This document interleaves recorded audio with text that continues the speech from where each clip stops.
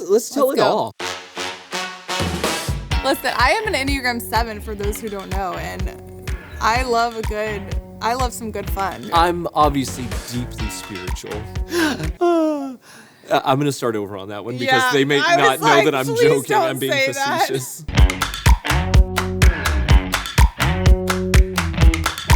Hey, guys. Hey, what's going on, Generation family? We're excited to be with you. I'm Drew. I'm Jenny.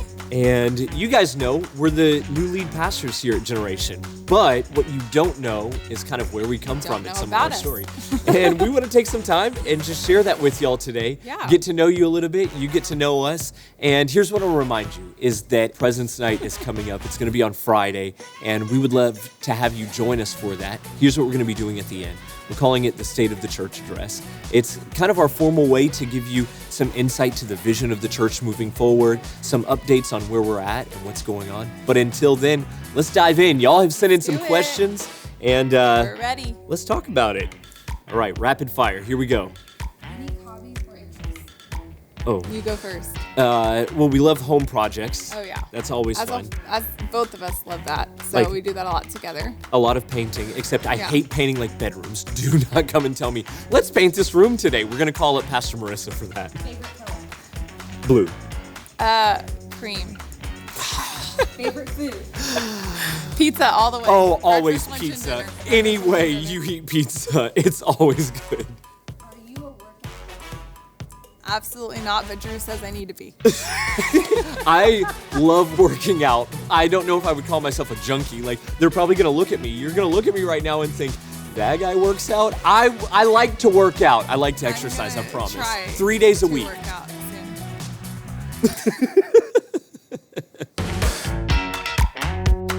Ooh.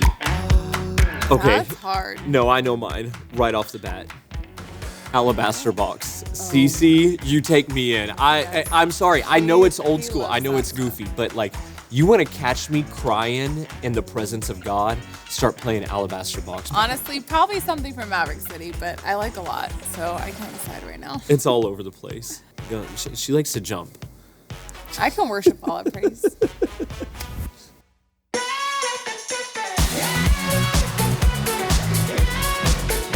So one of my brothers was always directing videos, and we were his little actresses in them. So he actually taught us how to like edit and all this stuff on like Windows Movie Maker for those of you who know. But yes, we grew up doing all sorts of stuff, and honestly, we still do. We're actually about to have a family reunion soon, and we're all my siblings they're always going to film a TikTok, video. It's going to be a TikTok or an Instagram reel or my whole something. family, so, yeah. I don't know. I'll have to find some footage, but we've it's probably got footage. very embarrassing. Her 13-year-old YOLO, American I'll Idol do it birthday for party. you. I'll do it for you. I think you did it for your 12-year-old birthday party and your 13-year-old birthday party. Sure did. It was an Oh, American that's Idol right, birthday but party, that's- and she won both years. I feel like I'm still trying to figure it out, but Georgie is definitely a rule follower, firstborn child all the way, second mommy, very orderly, studious. Always wants to do things. right. Like she's the one that like never has to actually get punished or get in trouble. She's the one where I can just tell her, hey, I'm disappointed in this. We need to not do that anymore. And like she just breaks, and then I'm like, oh, I have to come back and affirm you now instead. Ellis the second is all second-born, our little wild child. Yep, Ellis Brave. But I feel for him because he has a lot of my personality type, so I kind of get him on another level. But also he gets me, crazy a little bit. Yeah. But we're good. And Ellis is bold. That's like what I love definitely, about him. and if you know the Enneagram, he's definitely like Enneagram 7 all the way. Yeah. Life of the party, hilarious, brave little man. Yeah. I love him. And then Rosie. I'm trying to figure her out Rosie still. She's a cuddle bug. Funny one. Like she's physical touch. I know that. That's her love language. She's super silly. Yeah, she is. Super cracks jokes, does all the things. I don't know. If she could But you could have a pouch. I feel like because she has older siblings, she had to be more assertive than I feel like she would have been. Maybe. And now she now she can bulldoze sometimes. Oh yeah, she'll hold her She'll own. get you, but she's so sweet. Teddy's 4 months. Teddy's a baby. And he's honestly has the sweetest demeanor ever. He doesn't like talk like Coop. He tries to talk. Growls. He goes. Like, oh man.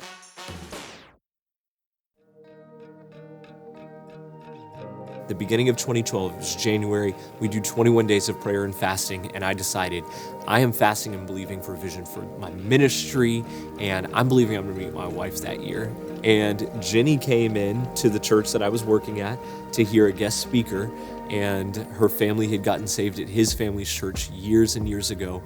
Her family all came in with her, and we met. My mom introduced us. My mom grabbed me and said, Drew, I was need leaving to meet him, this girl. and his mom rolls up and is like, wait, where are you going? You have to meet my son. And I'm like, actually, at that point, we did have mutual friends, and I did know of him, but I've never met him before. But yeah, we met that day on his last day of the fast, but we didn't talk again for like a year. Yes. So be specific in your prayers, yeah. because I said, Lord, I don't have to date her this year. I don't even have to marry her or date her. All I want to do, I just have to meet her. And I met her on the last day of that fast. That's the short story. That's the short Long version. story- We'll give yeah, you the long short version version, one maybe. day. We'll save it for a marriage encounter, like a marriage conference. So growing up, I actually grew up in a Christian home, Spirit-filled. My parents both got saved in college at LSU and immediately got the Holy Spirit, like right when they got saved. So I grew up around charismatic things, churches, all the Yeah. things. And so I remember accepting Jesus into my heart as a little kid. Like I specifically remember it. I grew up, like I said earlier, I was homeschooled. We had Bible as a subject. So we we knew all the things about Jesus. And I grew up, knowing about him, doing all of the things that I knew I was supposed to do. But I think it wasn't until I want to say 14, I was at a youth conference, and I think I've been around everything. Like I knew my parents spoke in tongues. I knew all about the Lord. Like I said, like I loved God, but it didn't really become real to me until I experienced his Spirit like myself. And like I personally decided as I got older, like I want to serve God and live my life like this. And that conference, I actually got the Holy Spirit. And that's when the Jesus just became real to me as like personally, and not just like I followed him because my family told me to follow him, but it was like I was personally making that decision. So I think I was around 14, 15 when that really became real to me. So ever since then, like I've been growing in the Lord and pursuing him on my own. So that's like a short version, but yeah. I love it. And what's wild is I actually got filled with the Holy Spirit at that same conference, same time. Look at God. It was actually wild. We didn't know each other at all. Nope. Until years and years later. But we were at that same conference and we both got the Holy Spirit that same day. So I grew up in North Houston, an area called Kingwood, Texas. So I say small town. It wasn't small. It was definitely the suburbs. A normal, traditional Southern Christian household where, like, of course you believe in God because it's the cultural thing to do out here, not because there's a personal relationship. And we grew up going to what was really a great church, a Baptist church. And it wasn't until I graduated high school, I was 17, I was young. I went off to college. I had gotten a leadership scholarship to the University of Oklahoma. While I was in college, I just kind of went crazy. I had no boundaries at that point in time, and I could do whatever I wanted. I was living, in dorms as a young kid, and A little frat boy. yeah, joined a fraternity. I mean, the whole that that's thing. bad. And it was during that time whenever I encountered the Lord, I made some poor decisions. And I cried out upon the name of the Lord because I knew I had been raised in it. I just didn't have a personal relationship. And I said, God, if you will help set me free from this, and if you will help me redeem this situation right here, I'll serve you. And I saw the hand of God come on my life, just as providence was there. And in the middle of making all of these poor decisions, I had, issues where I was nervous I was going to lose my scholarships and everything like that. I just saw the hand of providence come on my life. God completely removed all of it. God was changing the trajectory. I wasn't going to go back to OU. The Lord spoke and told me he was going to use me to pastor his people. So I went back to my aunt and uncle's church in Houston. I went to Bible college there. there. They had a Bible college program, and I received my degree in theology while I was there serving. I mowed the grass for free, and then as opportunities opened up, I was faithful and I was consistent, and I was the one there and willing to learn and honor the house. And I went from being the kids pastor to the youth pastor to the associate pastor, and then I just saw God's hand on my life until we decided later on we went and planted a church with some friends in Fort Worth, Texas. So that was kind of that story. And then while we were planting the church in Fort Worth, I decided to go back to school and finish my business degree. So I knew I had a foundation in my theology, but I wanted to learn to be a good steward of the house of God as well. So I went back and I went to Liberty University. I got my bachelor's in business and currently working on my master's now too. So we're in the middle of the mix on that. Be praying for me. 4 kids and get my master's, but God's on it. We're really excited. Yeah, we love it. It's really wild how we made it here. We weren't looking for anything. We were very content where we were at. I was the executive operations and ministries pastor at our church in Fort Worth. We had multiple locations, launching more, and it's really a powerful ministry. And so we were very content, so much so that we had signed papers. We were building a house in Fort Worth, a new house. We had put our old house on the market.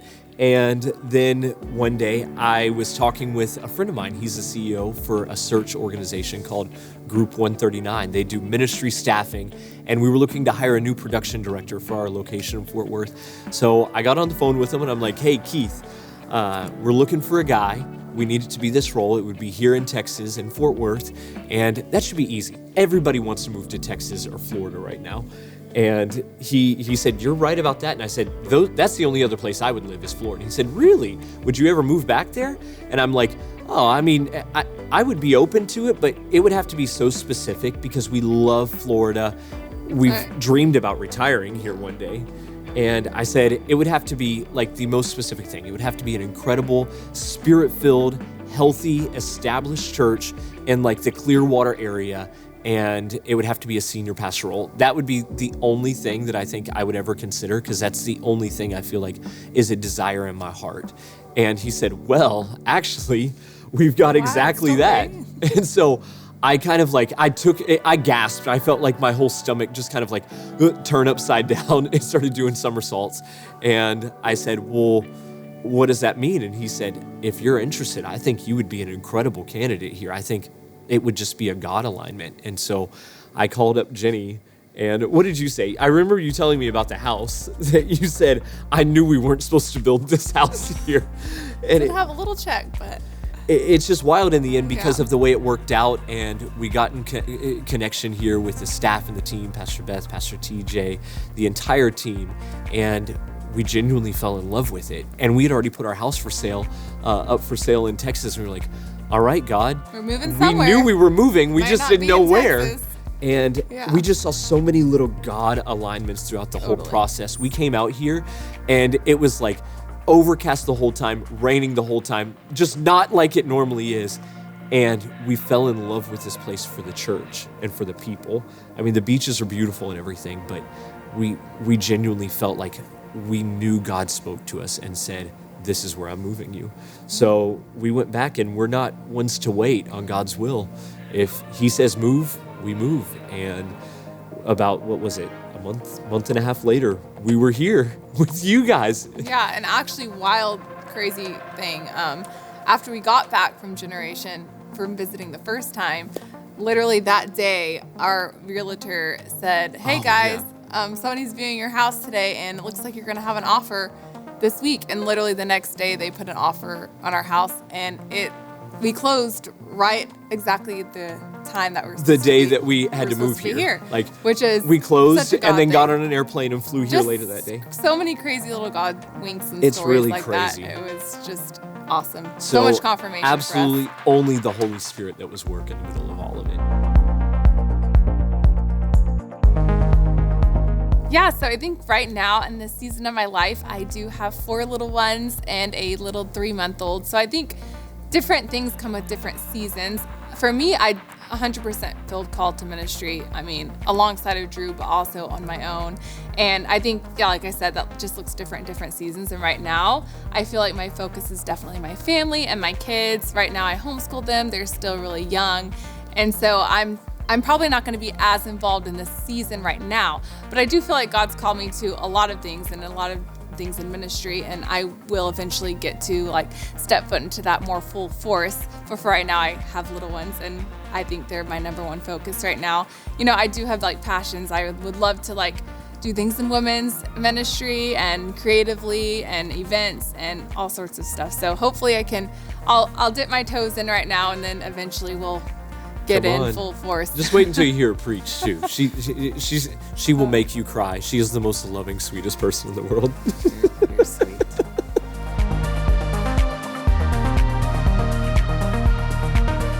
Vision for the church and where we're going.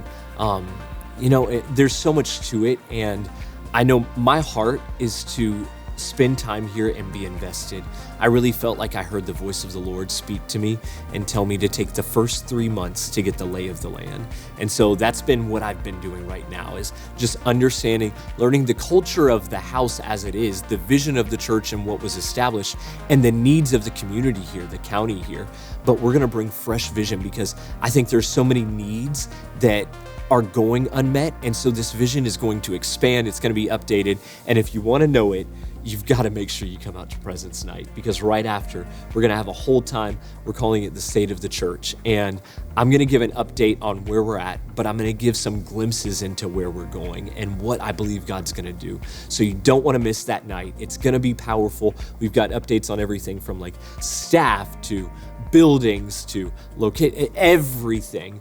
You're going to want to be here that night. It's going to be really powerful. So we'll see you there for Presence Night. That's Friday night, April 26th at 7 p.m.